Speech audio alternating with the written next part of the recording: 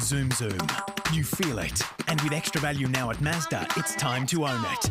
Go for Mazda CX-3 Neo from $22,490 drive away, plus a $500 Go bonus. It's time to go. Mount Isa's Hit 102.5. Maloof Autos, 11 new car brands, 2 sites, 1 family. Hit News Briefing.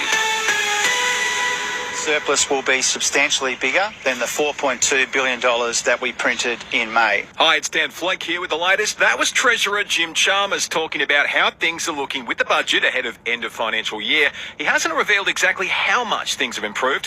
While inflation's risen 5.6% in the 12 months to May, an improvement on last month's numbers, we're waiting to learn what the Reserve Bank does with the info ahead of meeting next week to discuss the cash rates.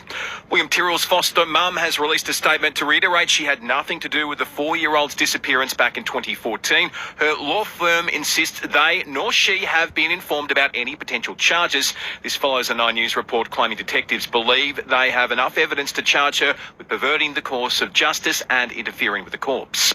Taylor Swift fans have anxiously queued for the second round of pre-sale tickets for the Muso's Australian tour. Tickets for the Sydney shows went online earlier this morning. The next lot for the MCG shows hit the market at 2 o'clock local time. Tickets go on sale to the general public Friday. Could gambling ads during sport be banned? A phase-out over 3 years is one of dozens of recommendations made by a parliamentary inquiry. Green Senator Sarah Hanson-Young wants the reforms to come in even earlier. A 3-year delay before implementing a ban on gambling advertising means 3 more years of pain and suffering for those that get caught up and have a gambling addiction. And was pizza on the menu in Pompeii? A 2,000-year-old painting unearthed by archaeologists at the Lost City appears to show a variation of the classic The dish. Hyundai Santa Fe, available for delivery before end of financial year.